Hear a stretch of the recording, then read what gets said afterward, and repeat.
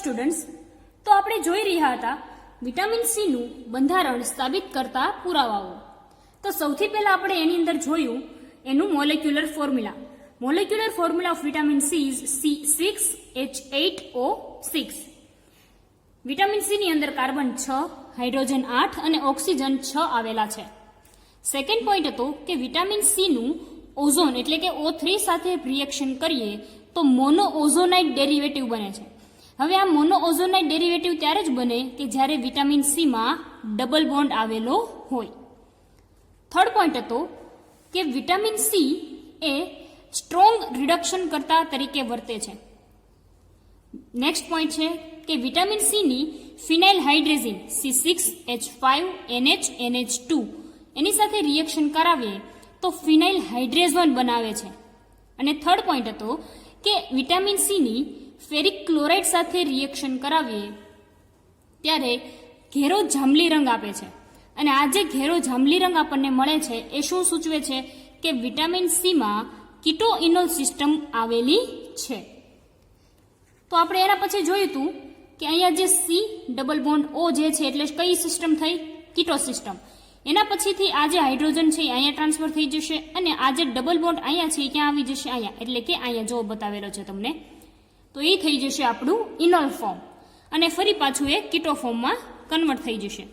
એટલે કે vitamin C માં કીટોઇનોલ સિસ્ટમ આવેલી છે. નેક્સ્ટ પોઈન્ટ છે ફોર્થ પોઈન્ટ કે વિટામિન સી નું એસિડિક KMnO4 વડે ઓક્સિડેશન કરતા ઓક્ઝેલિક એસિડ અને L-થ્રીયોનિક એસિડ મળે છે. હવે ઓક્ઝેલિક એસિડ તમને લોકોને ખ્યાલ જ હશે કે ઓક્ઝેલિક એસિડનું સૂત્ર શું થશે? C2H2O4. એટલે ઓક્ઝેલિક એસિડની અંદર 2 કાર્બન અને જે L-થ્રીયોનિક એસિડ છે એની અંદર ટોટલ 1, 2, 3 અને 4 કાર્બન. તો જ્યારે આપણે વિટામિન સી નું એસિડિક KMnO4 વડે ઓક્સિડેશન કરીએ છીએ ત્યારે ઓક્ઝેલિક એસિડ અને L-થ્રીયોનિક એસિડ મળે છે. તો આ જે છે એ શું સૂચવે છે? તો આપણને જે ઓક્ઝેલિક એસિડ અને L-થ્રીયોનિક એસિડ મળે છે એ એવું સૂચવે છે કે વિટામિન સી માં 2 કાર્બનની શૃંખલા એટલે કે ઓક્ઝેલિક એસિડ ઉપરથી અને 4 કાર્બનની શૃંખલા અલગ અલગ સિસ્ટમ હશે. એટલે કે 2 કાર્બન વાળી અને 4 કાર્બન વાળી સિસ્ટમ હશે એની અંદર. આ જે 4 કાર્બન વાળી સિસ્ટમ છે એ L-થ્રીયોનિક એસિડ ઉપરથી આપણે કહી શકીએ છીએ. તેના ઉપરથી કહી શકાય કે 2 કાર્બન અને 4 હાઇડ્રોજન એકબીજા સાથે દ્વિબંધથી જોડાયેલા હોવા જોઈએ. હવે આ જે દ્વિબંધ વાળો જે પોઈન્ટ છે એ આપણી સેકન્ડ પોઈન્ટમાં જોઈ ગયા કે ઓઝોન સાથે એની રિએક્શન કરાવીએ ત્યારે મોનો ઓઝોનાઇડ ડેરિવેટિવ બનાવે છે. તો એ ત્યારે બનાવશે જ્યારે એની અંદર દ્વિબંધ આવેલો હશે ત્યારે. તો આથી તેની શૃંખલા એટલે કે વિટામિન સી જે છે એની અંદર કાર્બનની શૃંખલા આપણે નીચે મુજબ આપી શકીએ. સી એની સાથે સી, એની સાથે double bond C, C, C અને સી. 1, 2 આ જે 2 કાર્બન છે ઓક્ઝેલિક એસિડ ઉપરથી અહીંયા 1, 2, 3 અને 4 આ જે 4 કાર્બન છે એ L-થ્રીયોનિક એસિડ ઉપરથી આપણે લખી શકીએ છીએ. નેક્સ્ટ પોઈન્ટ આપણે જોયો તો ફિફ્થ પોઈન્ટ, વિટામિન સી ને HCl સાથે ઉકાળતા ફરફ્યુરાલ્ડીહાઇડ મળે છે જે દર્શાવે છે કે તેમાં ઓછામાં ઓછી 5 કાર્બનની એક સરળ મુક્ત શૃંખલા હોવી જોઈએ. વિટામિન સી એટલે કે C6H8O6 ની HCl સાથે રિએક્શન કરીએ છીએ ત્યારે આપણને ફરફ્યુરાલ્ડીહાઇડ એટલે કે આવું આપણને મળે છે ફરફ્યુરાલ્ડીહાઇડ, જે એવું સૂચવે છે કે વિટામિન સી માં 1, 2, 3, 4 અને આ 5 કાર્બન વાળી એક સરળ મુક્ત શૃંખલા હશે. જે વિટામિન સી માં 4 કાર્બન, 1, 2, 3 અને 4 કાર્બન અને એક ઓક્સિજન એટલે કે આ ઓક્સિજન વાળું એક સાયકલ આવેલું હોવું જોઈએ. તો ફિફ્થ પોઈન્ટ ઉપરથી આપણે એવું સાબિત કરી શકીએ કે વિટામિન સી માં 4 કાર્બન અને એક ઓક્સિજન વાળું ચક્ર આવેલું હોવું જોઈએ. નેક્સ્ટ પોઈન્ટ છે 6 પોઈન્ટ, વિટામિન સી ની NaCO3 સોડિયમ બાયકાર્બોનેટ સાથે રિએક્શન કરીએ તો CO2 ના ઉભરા સાથે વિટામિન સી નો મોનોસોડિયમ સોલ્ટ મળે છે. તો આવું ક્યારે થશે કે જ્યારે વિટામિન સી માં કાર્બોક્સિલિક એસિડ આવેલું હશે તો જ તે NaCO3 ના સોલ્યુશન સાથે CO2 ના ઉભરા આપે. તો આ પોઈન્ટ ઉપરથી એવું સાબિત થાય કે વિટામિન સી માં કાર્બોક્સિલિક એસિડ ગ્રુપ આવેલું છે.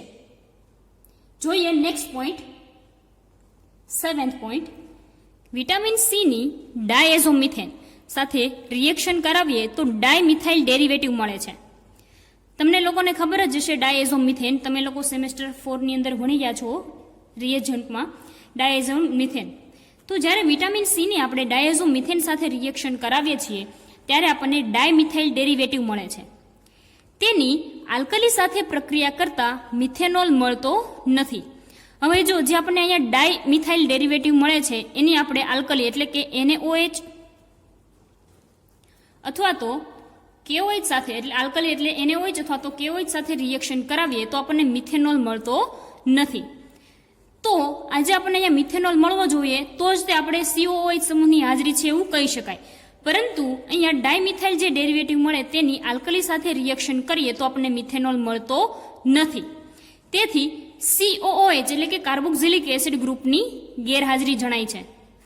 આપણે 6 પોઈન્ટમાં એવું જોયું કે કાર્બોક્સિલિક એસિડ ગ્રુપ પ્રેઝન્ટ છે, પરંતુ આ પોઈન્ટ જે છે એમાં શું થાય છે કે કાર્બોક્સિલિક એસિડ જે છે એ ગેરહાજર છે, પરંતુ ઇનોલિક OH સમૂહ હાજર છે.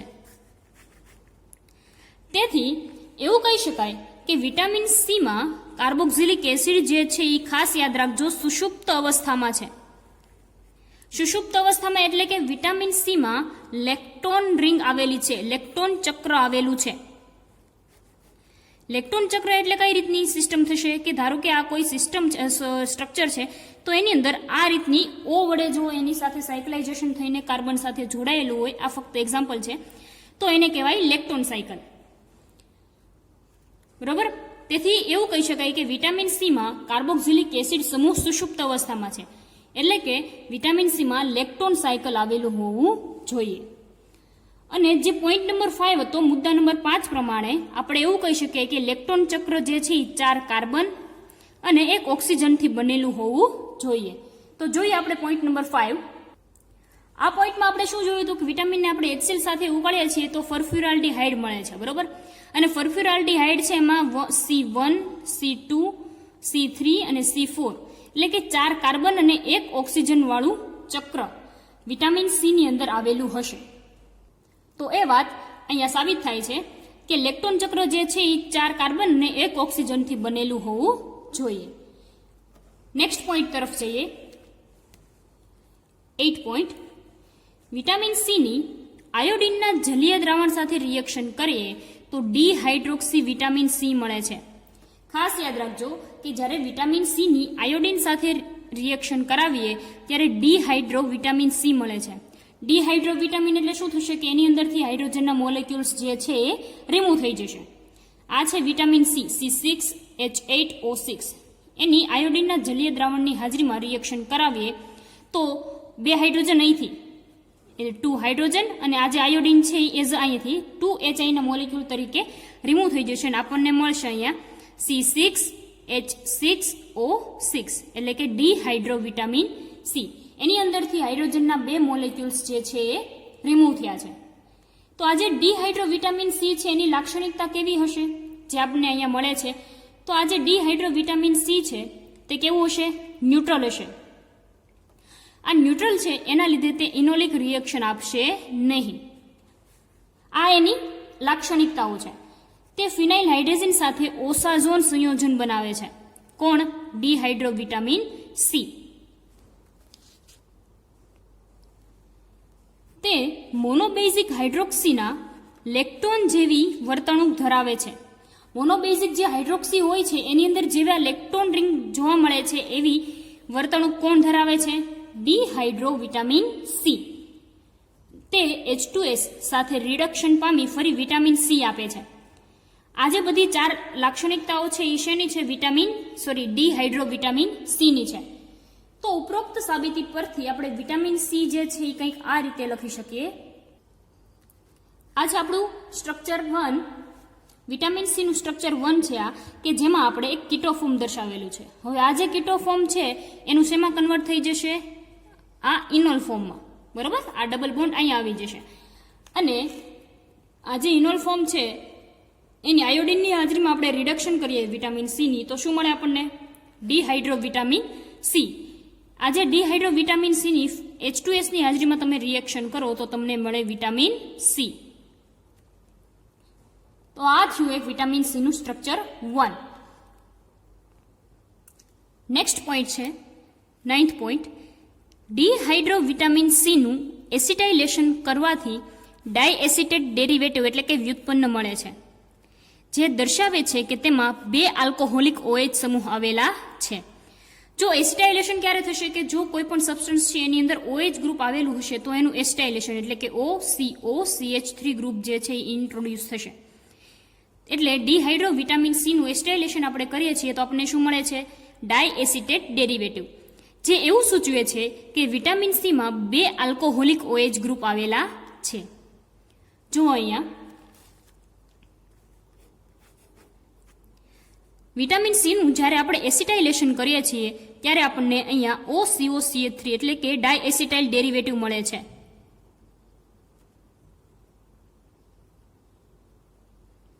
ડાયએસિટાઇલ વ્યુત્પન્ન.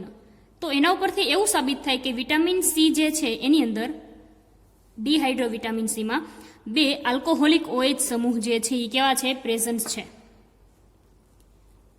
નેક્સ્ટ પોઈન્ટ છે, જ્યારે ડિહાઇડ્રોવિટામિન સીનું લેડ ટેટ્રા એસિટેટ વડે ઓક્સિડેશન કરીએ છીએ ત્યારે ફોર્માલ્ડિહાઇડ મળે છે, જે સૂચવે છે કે વિટામિન સીમાં એક પ્રાથમિક આલ્કોહોલિક સમૂહ આવેલો છે. ફર્સ્ટ પોઈન્ટ શું જોયું આપણે કે ડિહાઇડ્રોવિટામિન સી જે છે એનું આપણે એસિટાઇલેશન કર્યું તો આપણને ડાયએસિટેટ ડેરિવેટિવ મળે છે, એટલે તેમાં 2 OH આલ્કોહોલિક OH સમૂહ હશે. જ્યારે બીજા પોઈન્ટમાં તો કે જ્યારે ડિહાઇડ્રોવિટામિન સીનું લેડ ટેટ્રા એસિટેટ વડે ઓક્સિડેશન કરીએ તો ફોર્માલ્ડિહાઇડ મળે, જે સૂચવે છે કે વિટામિન સીમાં એક પ્રાથમિક આલ્કોહોલ સમૂહ આવેલો છે. પ્રાથમિક આલ્કોહોલ સમૂહ એટલે કે CH2OH. આ જે પોઈન્ટ છે અહીંયા બતાવેલો છે કે ડિહાઇડ્રોવિટામિન સી જે છે એની લેડ ટેટ્રા એસિડ એટલે કે PbOCOCH3 એટલે કે લેડ ટેટ્રા એસિડેટ સાથે આપણે એનું ઓક્સિડેશન કરીએ છીએ ત્યારે આપણને ફોર્માલ્ડિહાઇડ એટલે કે HCHO મળે છે. આના ઉપરથી એવું સાબિત થાય કે ફોર્માલ્ડિહાઇડ જે છે એ આપણને એક પ્રાથમિક આલ્કોહોલ આપે છે, એટલે કે જો આલ્કોહોલ જે છે એ આપણને આલ્ડિહાઇડમાંથી મળે છે રિડક્શન કરીએ ત્યારે.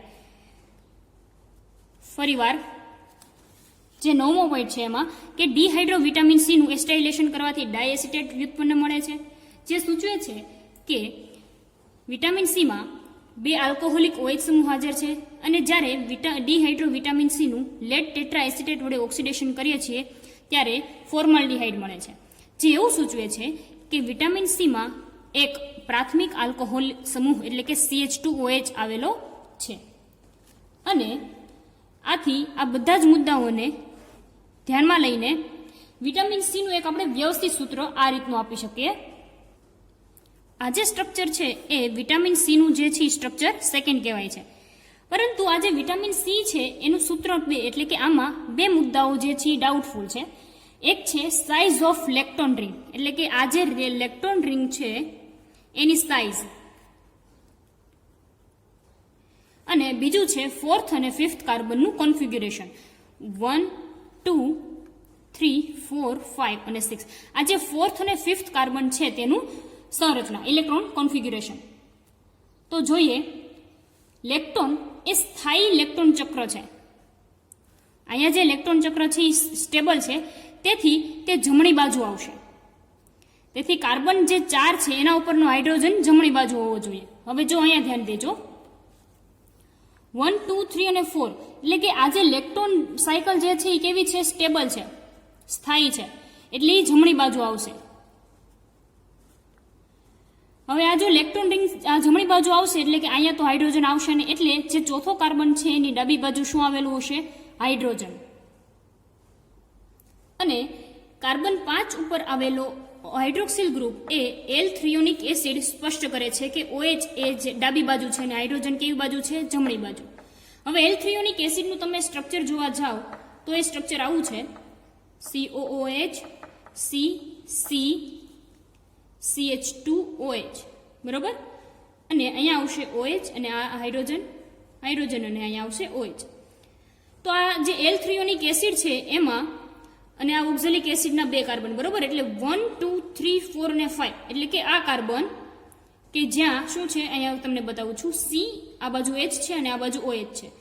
આ જે સ્ટ્રક્ચર છે આપણને એલ થ્રીયોનિક એસિડ ઉપરથી મળી જાય છે કે OH જે છે લેફ્ટ હેન્ડ સાઈડ અને હાઇડ્રોજન જે છે રાઈટ સાઈડ આવેલું છે. તો વિટામિન સી નું બંધારણીય સૂત્ર જે છે એ આપણે નીચે મુજબ આપી શકીએ. એટલે કે આ જે સ્ટ્રક્ચર છે એ વિટામિન સી નું સ્ટ્રક્ચર છે. CO સિંગલ બોન્ડ સી એની સાથે OH, ડબલ બોન્ડ સી એની સાથે OH, સિંગલ બોન્ડ સી અને હાઇડ્રોજન. C1 થી C4 સુધી શું છે? લેક્ટોન રિંગ. ફરી પાછું કાર્બન સાથે એક બાજુ હાઇડ્રોજન ને એક બાજુ OH અને છેલ્લે આવશે CH2OH. તો સ્ટુડન્ટ્સ આ હતું વિટામિન સી નું કોન્સ્ટિટ્યુશન. ફરી એકવાર રિવિઝન કરી લઈએ. વિટામિન સી નું મોલેક્યુલર ફોર્મ્યુલા થશે C6H8O6. સેકન્ડ પોઈન્ટ છે વિટામિન સી નું ઓઝોન સાથે રિએક્શન કરતા મોનો ઓઝોનાઇડ આપે, એટલે કે તેમાં એક દ્વિબંધ હશે. થર્ડ પોઈન્ટ છે કે વિટામિન સી એ સ્ટ્રોંગ રિડક્શન કરતા પદાર્થ તરીકે વર્તે છે. સેકન્ડ પોઈન્ટ છે વિટામિન સી ની ફિનાઇલ હાઇડ્રેઝન સાથે રિએક્શન કરીએ તો ફિનાઇલ હાઇડ્રેઝોન આપે છે. FeCl3 સાથે રિએક્શન કરતા ઘેરો જાંબલી રંગ આપે છે, જેવું સૂચવે છે કે તેમાં કીટો ઇનોલ સિસ્ટમ આવેલી છે. એના પછી એની જે કીટોન અને ઇનોલ સિસ્ટમ છે એ આપણે દર્શાવેલી છે અહીંયા. નેક્સ્ટ છે વિટામિન સી નું એસિડિક કેમેનોફોર વડે ઓક્સિડેશન કરીએ તો ઓક્ઝેલિક એસિડ અને એલ થ્રીયોનિક એસિડ મળે છે, જે એવું દર્શાવે છે કે વિટામિન સી માં 2 કાર્બનની શૃંખલા એટલે કે ઓક્ઝેલિક એસિડ વાળી અને 4 કાર્બનની શૃંખલા અલગ અલગ હશે, એટલે કે એલ થ્રીયોનિક એસિડ વાળી. કે આજે 2 કાર્બન અને 4 કાર્બન વાળી જે સિસ્ટમ છે એ એકબીજા સાથે ડબલ બોન્ડ થી જોડાયેલી હશે. મેં તમને અહીંયા બતાવેલું જ છે. નેક્સ્ટ હતું કે વિટામિન સી ની HCl સાથે ઉકાળતા ફોર્ફ્યુરાલ્ડીહાઇડ આપે છે, એટલે કે વિટામિન સી માં 4 કાર્બન અને 1 ઓક્સિજન વાળું ચક્ર આવેલું હોવું જોઈએ. નેક્સ્ટ પોઈન્ટ છે કે વિટામિન સી ની સોડિયમ બાયકાર્બોનેટ સાથે રિએક્શન કરીએ તો મોનોસોડિયમ સોલ્ટ મળે છે, એટલે કે વિટામિન સી માં કાર્બોક્સિલિક એસિડ આવેલું છે. સેવન્થ પોઈન્ટ છે વિટામિન સી ની ડાયઝોમિથેન સાથે રિએક્શન કરીએ તો ડાયમિથાઇલ ડેરિવેટિવ મળે છે, અને આ ડેરિવેટિવની આલ્કલી સાથે રિએક્શન કરીએ તો આપણને મિથેનોલ મળતો નથી. જો આપણને મિથેનોલ મળે તો એમાં કાર્બોક્સિલિક એસિડ ગ્રુપ પ્રેઝન્ટ છે એવું કહેવાય, પરંતુ અહીંયા આપણને મિથેનોલ મળતો નથી. એટલે અહીંયા કાર્બોક્સિલિક એસિડ જે છે કેવું છે? ગેરહાજર છે, પરંતુ ઇનોલિક OH સમૂહની હાજરી છે. જે OH સમૂહ મળે છે નથી મળતો આપણને, બરોબર. એના ઉપરથી આપણે એવું કહી શકાય કે કાર્બોક્સિલિક એસિડ જે છે સુષુપ્ત અવસ્થામાં હશે, એટલે વિટામિન સી માં લેક્ટોન સાયકલ આવેલું હોવું જોઈએ. અને આ જે લેક્ટોન સાયકલ છે પોઈન્ટ નંબર 5 પ્રમાણે 4 કાર્બન અને 1 ઓક્સિજનથી બનેલું હોવું જોઈએ. એના પછી આપણે વાત કરી વિટામિન સી ની આયોડિન સાથે રિએક્શન કરો તો ડિહાઇડ્રો વિટામિન સી મળે, એટલે કે અહીંથી 2 હાઇડ્રોજનના મોલેક્યુલ્સ રિમૂવ થઈ જશે અને અહીંયા મળશે આપણને C6H6O6. વિટામિન સી ની અહીંયા લાક્ષણિકતાઓ આપેલી છે. તે ન્યુટ્રલ છે, ઇનોલિક રિએક્શન આપતું નથી, તે ફિનાઇલ હાઇડ્રેઝન સાથે ઓસાજોન સંયોજન આપે છે, મોનોબેઝિક હાઇડ્રોક્સિલના લેક્ટોન જેવી વર્તણૂક એની ધરાવે છે, અને H2S સાથે ફરીવાર રિડક્શન થઈને એનું વિટામિન સી આપણને આપે છે. તો અહીંયા આપણને વિટામિન સી જે છે એનું સ્ટ્રક્ચર 1 બતાવેલું છે કે કીટો ફોર્મ, ઇનોલ ફોર્મ, અને આયોડિન સાથે રિએક્શન કરો એટલે ડિહાઇડ્રો વિટામિન સી, અને ડિહાઇડ્રો વિટામિન સી ની H2S સાથે રિએક્શન કરો એટલે આપણને વિટામિન સી આપણું પાછું મળે છે. એના પછીનો પોઈન્ટ છે કે ડિહાઇડ્રો વિટામિન સી નું એસિટાઇલેશન કરો એટલે ડાયએસિટેટ ડેરિવેટિવ મળે છે. આ ડેરિવેટિવ ક્યારે મળે? કે જ્યારે વિટામિન સી ની અંદર 2 આલ્કોહોલિક OH ગ્રુપ આવેલા હોવા જોઈએ તો આપણને ડાયએસિટાઇલ ડેરિવેટિવ મળે. અને નેક્સ્ટ પોઈન્ટ છે કે જ્યારે ડિહાઇડ્રો વિટામિન સી નું લેડ ટેટ્રા એસિટેટ વડે ઓક્સિડેશન કરીએ તો ફોર્માલ્ડીહાઇડ મળે છે, જે સૂચવે છે કે વિટામિન સી માં એક પ્રાથમિક આલ્કોહોલ સમૂહ આવેલો હોવો જોઈએ. એટલે કે વિટામિન સી નું લેડ ટેટ્રા એસિટેટ વડે ઓક્સિડેશન કરીએ તો આપણને ફોર્માલ્ડીહાઇડ મળે છે. આથી વિટામિન સી નું જે સ્ટ્રક્ચર છે આપણે આ રીતે દઈ શકીએ, પરંતુ આ જે સ્ટ્રક્ચર છે એની અંદર 2 ડાઉટફુલ પોઈન્ટ છે. એક છે સાઇઝ ઓફ લેક્ટોન રિંગ, કે લેક્ટોન રિંગ છે એ ક્યાંથી ક્યાં સુધી આવેલી છે, અને બીજું છે 4th and 5th કાર્બનનું કોન્ફિગ્યુરેશન.